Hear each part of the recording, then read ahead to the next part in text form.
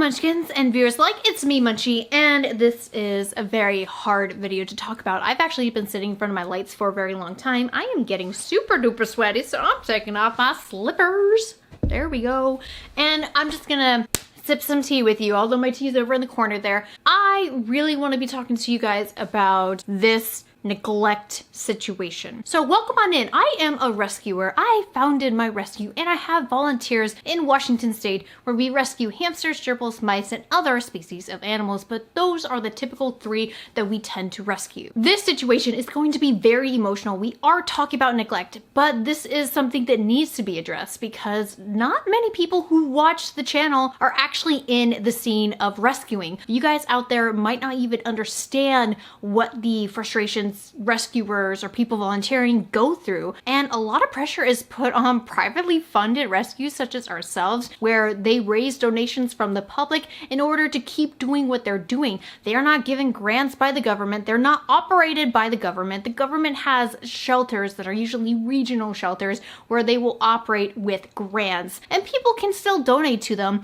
but they're not based off of donations from the public. They are usually based off of their budget because they can foresee what type of money they're getting from the government, etc. So when people, and I feel like it's maybe 10% of you guys who are watching are actually in the rescue community and field. And when I say that, I don't just mean like, oh, you've adopted an animal from a shelter. I literally mean you're going out, you're rescuing, you're volunteering, you're fostering, you're transporting, you're networking, you're doing something. So when you see videos like this, please understand that when I talk to you with emotion through the camera, it's not because I am aggravated at you. It's because you guys need to see the side of rescuing. You need to see how it affects people. You need to understand that even though I do this a lot and you guys aren't really seeing this side, I'm trying to get you guys to see a little bit more of this, trying to do vlogs like I used to do back then. Please look at my past videos. You don't have to like them, but to understand what we do constantly. We take in so many animals. Last summer, we had 43 max at the rescue for our numbers, and about 39 of those animals were here in my main pet room. I was taking care of them. I was spending a lot of time with them, a lot, and those were a lot of litters. So in this situation, we are going to be talking about a neglect case from Offerup where there was a neglected litter of Syrian hamsters. So welcome aboard, everybody. It's going to be interesting, and just so you guys know, this is not a kid channel, so I will be cussing here. Because this is just, if my emotions are high, you're gonna be seeing a lot of smack talk, all right? Because this is not okay. This is one of the worst cases because the animals suffered. There is death. There is death in this. Here we go, guys. There was this ad on Offerup for tiny tail cages. The cages I've been advocating for people to stay the heck away from. Tiny tail dinosaur, the fire truck, the 2 castles, and all of this stuff was pretty much new. There was one item in there that was like a 1970s or 80s style habit trail. There was a lot of ovos and ovo tubes, and there was at least one starter kit KT critter trail cage that obviously came from Petco. So you have all these things that look like they're connected. We don't know for sure if they're connected, but we see 2 hamsters in this ad that are Syrians. By the way, Syrians are solitary! When you go to pet stores, you see that there is going to be hamsters being housed together with others. That's because the company gets them very young and they want to not use up so much space, so they add them all together. But they don't realize they need to constantly be separated after like a week or 2 because they're fighting. So you see scratches on their nose, you see bite up ears, you see their backs with claw marks and, you know, bite marks and scratches and all these things that pet stores don't tell you. And hey, I worked at multiple pet stores and I try my best to be there for these animals because, you know, it's the guilty factor. Oh, the guilty factor. Oh, if I'm there, I can at least help these animals out and stuff like that. Great. You guys out there that tell me you're still working at pet stores, great.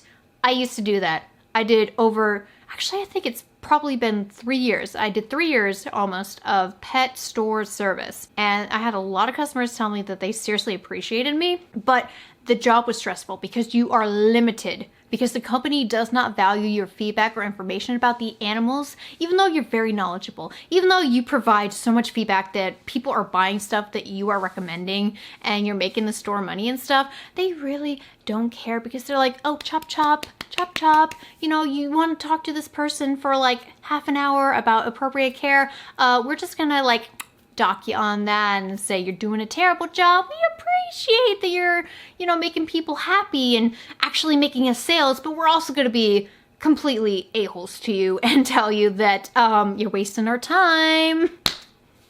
I feel you guys out there. I feel you. When I'm told by pet store employees that their pet company will not get this animal medical care, even though it clearly has bumblefoot, it clearly has a foot infection, and all the pet store wants to do is hold the animal there because it doesn't want to actually have to afford anything, any further treatment, and their option is, oh, well, you know, we've been doing this for a while. If we do it for a while, that means if nothing's working because, you know, we're being lazy and we're not actually giving the animal medication. Well, if it's so long enough that the animal is, you know, not healing, we can actually euthanize it without actually, you know, further looking into this, or maybe seeing that there's better options out there, or maybe getting a second opinion from a vet, or actually like treating your brachycephalic hamsters instead of just saying they have cosmetic imperfections and giving false sense to customers that their hamster that they're purchasing is actually disabled and has a disability and it's crippling, and if not taken care of, they can have tooth infections and root abscesses and can't even eat food because their incisors are gone, and molars in the back do not break down food like the incisors do. Oh my gosh, guys. Woo, that's a lot of tea right there. This is what I go through daily. So for this ad, I brought my volunteer and we inquired further about this ad. And we wanted to see if the animals that were not being listed in the description but being clearly shown in the photos needed to be rescued. And thank goodness, because one of them just looked like they were beat up, something was wrong, it looked like there was blood smeared in the photos. So I love my volunteer. She went ahead and orchestrated this for us after we asked her if she could rescue these guys. And the whole situation is so shady that I had to get her input. Oh, and bonus babies. And I was like, oh good, thank you, wow. So when my volunteer got home and was panicking and was having an anxiety attack and talking to me, trying to set things up, trying to make sure the mother doesn't cull her young, because this is a very stressful situation. Mother's clearly uncomfortable. She's clearly not happy. She's separated from her pups. The crazy thing happened. The person contacted my volunteer back without my volunteer provoking her. So when we got the message, I really hated that message. I just wanted to say this because I just caught up on this. And this is crazy. So when she says, well, first of all, I bought 2 females. Second, they were not in the same cage. So that means that somehow these animals were introduced in order to breed. So we have Mama and we have Papa. And originally she thought they were both females. They were not in the same cage. So you're saying that somehow they magically got pregnant? Like, you know, Jesus babies? No, that's not how the wild works. But then when she says, but it was divided into 3 parts as I have 3 mice as well, does that mean that like all of them that are really connected, they're supposed to be divided parts, that like there's one species on one side and one species on the other side, that everybody's using that space, but they're supposed to be divided? So does that mean that she literally did not think that one of the stoppers of the KT Critter Trail cages would not, you know, have the other hamster get through? As you guys are probably aware, KT Critter Trail stoppers are hard plastic, while as Tiny Tails are soft, chewable plastic. So those stoppers with the little dinky little holes in them, if a hamster gets their incisors through them, they can start chewing that away. And that's how hamsters have escaped a lot of these enclosures, including the new dinosaur one where they had one of those stoppers at the very foot. And I saw something that I totally didn't report on in my video, but the foot, once they chewed through the foot, they could easily escape.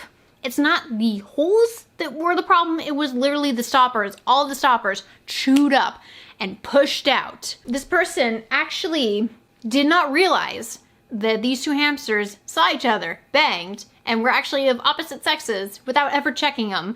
And apparently their 3 mice were attached to these massive areas. So like, what happened if they were connected and they chewed through to the mice? That would have been catastrophic if that's the case. That's what it sounds like. Second, she wasn't with her babies. They were in their own bubble. She was sleeping well away from them, but thank you for the information. That's no longer used to me. I could have just as well fed those babies to my snake as originally intended. Piece of shit right there. Piece of shit right there. But saying that in the beginning that the babies were unexpected, I'm sure first litter, which makes you think that maybe she wasn't paying enough attention and maybe this was not her first litter because she just wasn't aware. This is all so shady. Half were not alive. They are cold.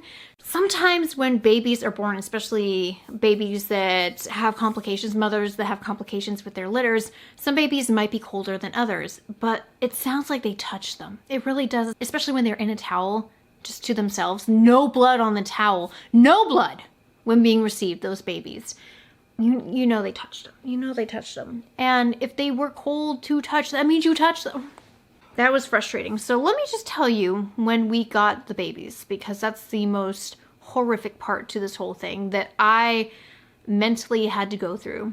The setup was a bin cage. We tried our best. Our volunteer tried her best, got the bedding. It's aspen shavings and stuff, making sure everything's nice and cozy. Lots of food, easy to get to water bottle. But the next day, 3 of them passed away. And the 3 babies that passed away, I thought were the only ones that passed away. She ended up culling the rest of them, and only 2 of them survived. It was a very stressful situation. She was a very young mother, and she had a hunchback, and she looked like she was not doing well. She looked like for a couple days that she was going to pass. It was horrific. She stopped eating from what it looked like. She was storing way too much food. She was losing way too much weight, but still being bloated. She was still having a hunchback. For a while, she had pinned ears, but then her ears were not pinned anymore. And I literally thought that there was maybe some babies still stuck in her, because it is very possible with hamster complications that there is going to be pups stuck inside of her, or she couldn't birth them all, because the area of which she birthed them in was an ovo attachment that was very tiny. And I didn't notice this until just recently, that there's actually blood inside the ovo. So she definitely gave birth inside of that ovo. And hearing that she was nowhere near her pups most likely was due to the fact she's an absolutely scared first-time mother. And she heard people coming, so she ran. And that's what she exhibited. Whenever I tried to put new food in, she would get very upset, she would be vocal, and she would run away from her nest. And that's definitely not a good reaction to a mother and newborn pups. So it sounds like at first that this was unintentional, but then saying that you were going to feed them anyways to your snake sounds like you had a backup plan. And oh, you have rodents. Oh, you have mice. Oh, how lucky is it that you have a supply of these animals? It could have been a possibility that she knew that they were male and female, and she was just saying that stuff to make herself feel better as a response to my volunteer after we just didn't communicate back to her after she dropped off the animals with the people that she didn't specify was going to meet my volunteer. But it gets a lot darker from here. The vet update for Mama is not good. And this is what I'm going to read you, because I have it on my phone here. And when I went in and described everything to my vets, and we go to our vets quite often. We almost go once a week, because that's how frequently all of these animals that we get are just need to be helped because of past neglect or unintentional neglect, and people not knowing that they're sick and injured and not really seeming to care that, oh, small animals need vets too, and there's exotic vets out there for them. So we were told today that Mama actually has, and let me see if I can actually read it to you guys, because this is a doozy. So this is what it's called. Mama has hemivertebra, and that is basically a spine deformity. And this is actually very common in inbred hamsters, from what my vet told me. And it says right here that is a hemivertebra, or a vertebrae, or whatever you call it, of the lumbar spine L3. And even though I did not see x-rays, she described how painful this was. This is something that she was already having discomfort with, and because she's so young, you know, it's developing, and she's having a deformed spine because of it. But she says on top of giving birth, this has caused her even more pain, and she was surprised that she was even able to give birth and that her and her pup survived, because this is something that is just, it's very, very neglected. She was in so much pain. Like, she's in a lot of pain. She's still in pain because guess what, guys? She's still nursing. We cannot give her any sort of medication until she's done and she's weaned her pups, her 2 surviving pups. And we had to wait until the pups were old enough to eat on their own. And just taking them in with Mama to the vets today was a risk, and it still can be. So here's the thing. The pups, they are not developed where they should be. It's been 14 days, and they should have their eyes open, and they should have their ears fully developed, and they should be able to move around, eat on their own, open their eyes, have more fur, etc. Due to Mom having almost no nutrition and also losing so much weight, that unfortunately she's not providing a lot. She is keeping their bellies full, and their bellies are full, so that means she is allowing them to nurse still. But their development is very stunted. They're going to be stunted hamsters. And I tried giving wet food to Mother so she can plump up, but she hates the wet food. Absolutely hates it. But she's just in a lot of pain and discomfort. So right now we are just kind of monitoring her and hoping that the pups can actually grow and get their eyes going and not have to suckle on Mom. And once we're able to separate, then treatment starts for Mother. And she was from a pet store. And we actually took in another hamster today that, of course, the pet store cut corners on as well and is due to bad genetics. And they had a tooth abscess and it turned into a bone infection. And we have to keep them for 4 months instead of them getting adopted. And they had to get the abscess drained. Big abscess drained. And it's all because they have the squished face because of poor genetics that they were just, they're being bred. And vet bills, you know, in specific areas, they are cheap or expensive and it adds up. And if you take in a bunch of animals with medical bills, I mean, it really adds up. And when people think that like you're made of money, which you're not, then, and when you have to budget and when you have to take into consideration all of your money that you've raised should not just only go into medical bills, that you gotta like also calculate the money from like adoption fees, which are very low, but they can go back into gas, they can go back into making sure that you can provide more food, you can provide bedding, you can provide stuff that they need. Medical is definitely a number one thing where we try to, each time we have a medical emergency, raise funds for it. But like, people don't understand how much pressure they're putting on rescues by just thinking that like people could just take their problems away and all this stuff. Just, people are not responsible, and it's just, it's insane. It's so hard making videos like this. I've been doing this for hours and I still haven't eaten yet. Oh my God. Having a spine deformity and then being forced to give birth. And then the person that rehomed you doesn't even care. And they're like, well, they were like supposed to be females and they were supposed to be a divider. And just leaving them alone in there and just letting them do what they want and not really, you know, interacting with them, not really caring. That mother had to have been like, if you think childbirth for humans is rough, you know, just being a mother is rough to any species. Having to watch these animals go through so much, and just, this is the first time that a hamster has called their young in our care, but it's not due to our fault. We did all that we could for them. It's due to people not understanding that, you know, they're putting this animal through a very stressful situation. And, oh, well, this animal just lives 1 to 2 years. Why would I care? And it's still your responsibility.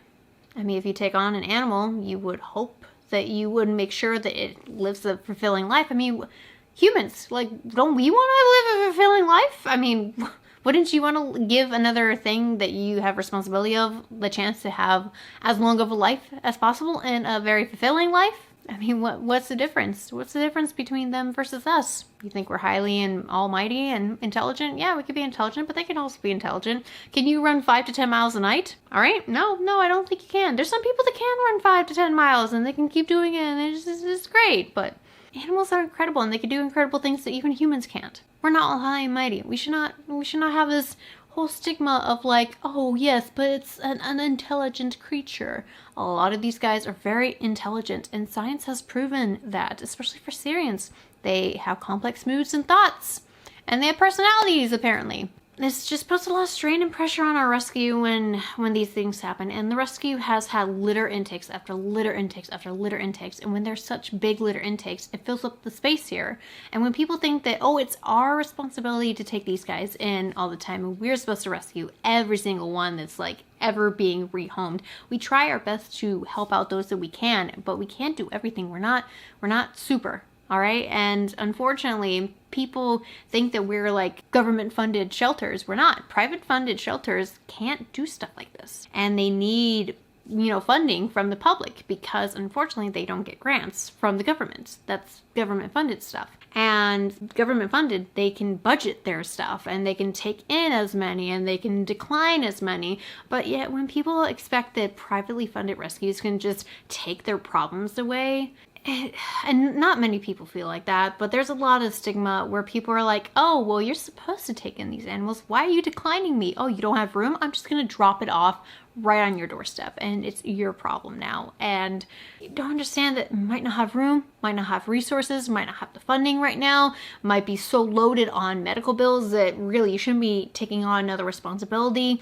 It's like very hard on volunteers and people that are doing this out of the love for animals. I mean, privately funded rescues aren't making profits and they are barely surviving. There's a lot of rescues around here that I've talked to who are in the negatives for their budgeting because they're taking on more of a responsibility, because people are putting more of a high pressure on them.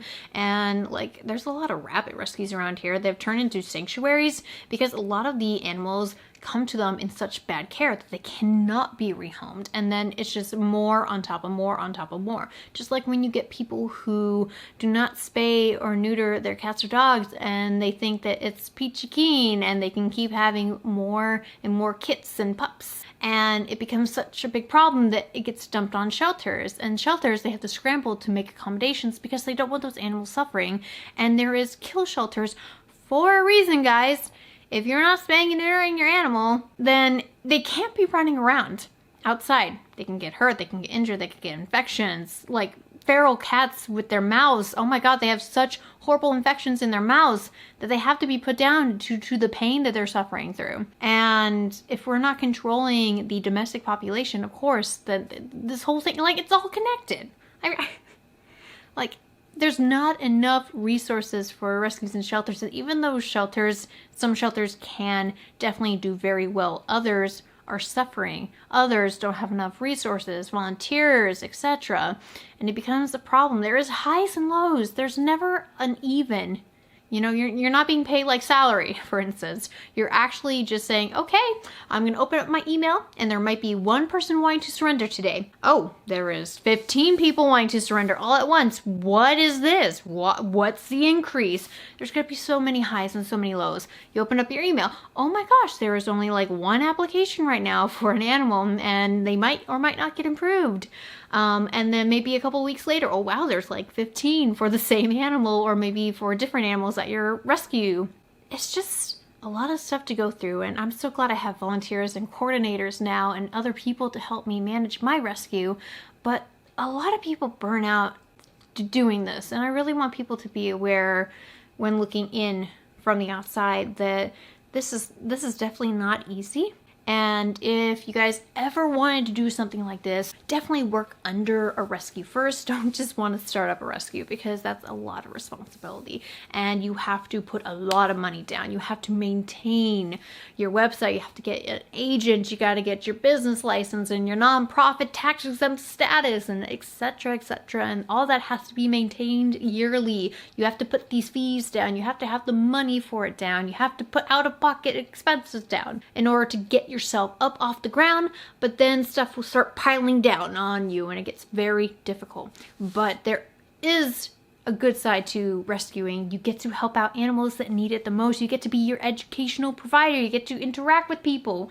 People surrender because they have to, because they're moving, or they're sick, or they become ill, or something with a disability happens. Here, filming videos it's just draining. I can't just keep every day coming home feeling tired after driving for like hours upon hours and going places and doing stuff and rescuing and transporting to actually sit down and be able to film a video. I feel very tired. I want to take naps. I can't. I have other stuff. I have stuff outside of my life that I have to deal with, and YouTube is just kind of on the back burner. It's just a hobby, but it also helps when it comes to my income and what I can provide for the rescue out of pocket. I'm sorry if this video took a little bit of a turn at the end there with finding out that Mama has a deformity and we can't even medicate her yet to get her feeling a little bit better to the point where she could still function but still have this deformity for the rest of her life. I mean, oh God, that sucks. It sucks so much. And she will have to be monitored. She will have to go to in the future if she does survive this ordeal, because you know she's still very young. She's still growing. There is a possibility she might not make it. But if she survives and thrives, she needs to go to a special someone without children, someone that can nurture her and care for her, because she's really timid, really scared right now. She abandons her babies when she's nervous, and that's a really bad sign. She screams at you if you're even like lingering over the enclosure. She will be upset. It's one of those situations where you just feel so bad for them. We are providing them with what they need to thrive at the rescue, and we are providing medical care for those that need it. So thank you guys so much for watching the video today. I'm gonna end it here just because my mood's kind of dropped, and I seriously appreciate when you guys like understand, because it's very hard to do this. And I used to be a very talkative person, and now I'm a very conflicted person. But thank you guys so much, seriously. I'll talk to you another time, so take care of yourselves and keep an eye on Lil Mama and the pups and Dad on Instagram. So catch you later. Bye.